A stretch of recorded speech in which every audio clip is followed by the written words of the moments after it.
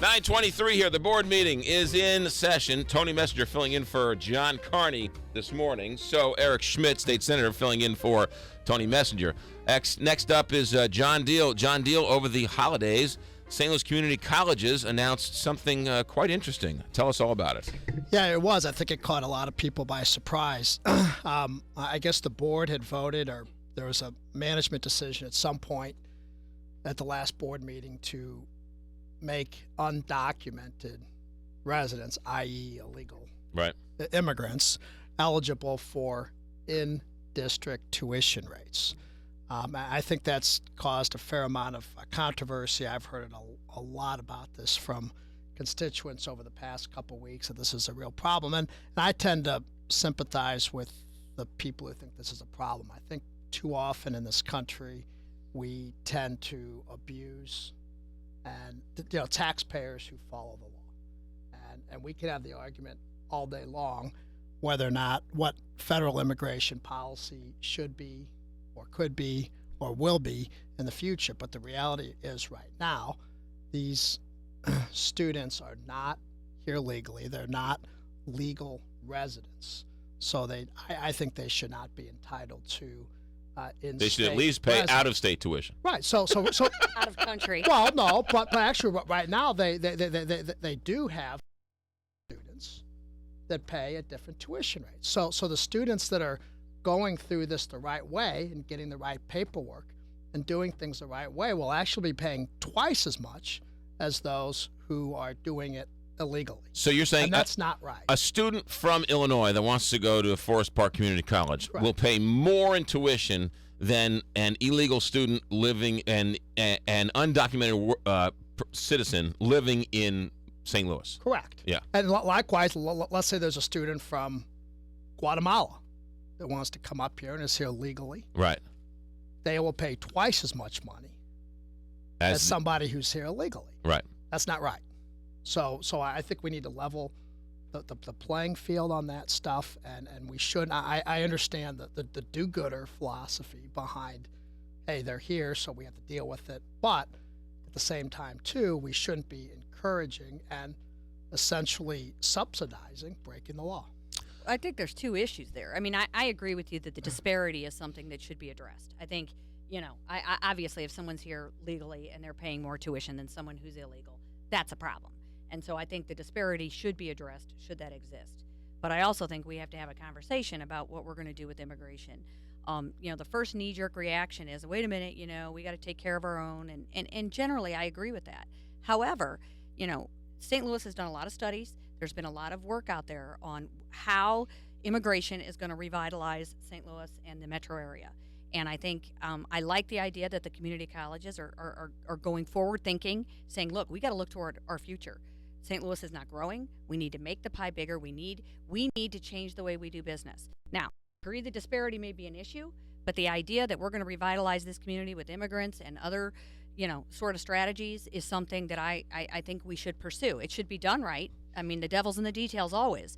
But I think the idea that we're going to have to deal with this issue, they're here, let's make illegals productive, let's get them on the path of citizenship and get them on the path to revitalizing our economy. State Senator Eric Schmitt. Well, I think those are two different conversations, though. I don't disagree. I mean, if you look at the history of St. Louis, some of the great companies, actually, Anheuser-Busch, Purina, were founded by immigrants in the late 19th century. So clearly there's a history nationally and in this region of a vibrant immigrant community. And they're very entrepreneurial, actually, even to this day. So, but that's a different conversation. That's about legal immigration. That's about, and to John's point, we ought to be doing more for the people that come here from somewhere else through legal channels to get an education. I think we want those folks to stay here, start their businesses, and help grow our economy. But there's a legal process to do it. As far as providing in-state tuition for undocumented students, I think it's sort of a slap in the face to local taxpayers. The way we fund community colleges is by property tax primarily. There's some state support, but in St. Louis County and St. Louis City in particular, a higher burden is placed on local taxpayers than anywhere else in the state. So taxpayers certainly have an interest in this debate. I don't think it's fair to have an in-state tuition rate for folks who aren't, sort of paying their fair share. But Jane's point, I mean, there's two different conversations we need to have. But I agree with John. I don't think that I think this is a bad move, and I hope it's something that they'll look at or consider. Let me throw some gasoline on the fire. Governor Rick Perry of Texas got into trouble during the primaries because he was in favor of in-state tuition for illegals. Yes. Governor Chris Christie, Republican from New Jersey, just came out in favor of in-state tuition for illegal immigrants. Illegal immigrants, while living here in St. Louis, actually pay property tax if they live in a house, whether they own it or they rent it. They're still paying property tax. Right. So the fact that they're not documented goes to a bigger issue of the dysfunctional immigration policy we have. We have illegal immigrants who are fighting for our country, and yet come home and now some people want to toss them out of the country. There are other kids who only know America, who were brought here by their parents, born here, anchor babies, call them what you will. What are you supposed to do with those people? Right. It's the dysfunction of our immigration policy that is causing all of these problems. And I think they're pushing the conversation on purpose, and I'm not sure that's such a bad thing. I agree the disparity needs to be addressed. But how else do you start dealing with this problem? I mean, it's a federal problem that's not being taken care of. So now states and local communities are trying to function on a day-to-day basis. And so, maybe not the best way. Maybe they could have rolled it out differently. But I agree. I think we need to push the conversation. We got to deal with this every day, and we can't just keep saying do nothing because the feds won't act. Let's see what we're blurring the lines here. Okay. Number one, these students can be educated. They're just not entitled to resident rates. Okay. That there is a legal standard for residency which these students don't meet Because they're not citizens.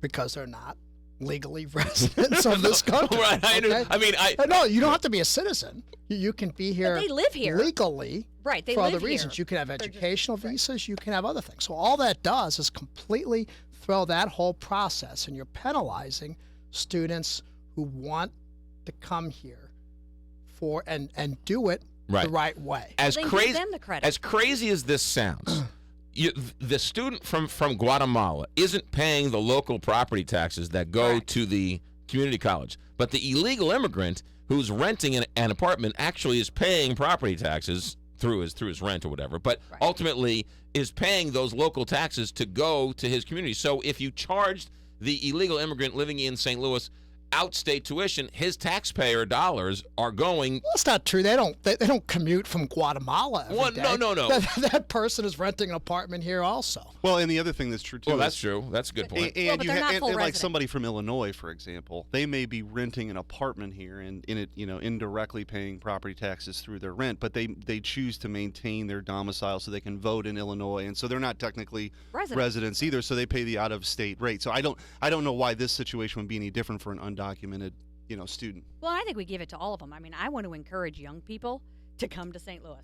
I mean, I'm willing to do whatever it takes to get the people from Guatemala, from Illinois, and from anywhere else to St. Louis to get them educated so just here and slash stay here. all non-resident tuition and make it all. No, but I mean, I understand the disparity, but I agree that maybe the person from Guatemala shouldn't pay more. The legal person from Guatemala should not pay more than the illegal here. But I would say my answer would be give the person from Guatemala the break rather than take it away. But at that point, you're just subsidizing the education. You're not necessarily right, and I know that's your point. But the reality is, you're not guaranteeing that person's here, starting a business, paying taxes once they graduate, which is really where you would see the benefit, and I think what you're really trying to get at. So. That is Eric Schmitt, State Senator, John Diehl, House Majority Leader, Speaker in Waiting, and Jane Dueker. When we come back, you got a couple of things. Maybe the person who made the policy went to Colorado and is now smoking legal marijuana. Game on. We'll come back and discuss in the Big 550 KTRS.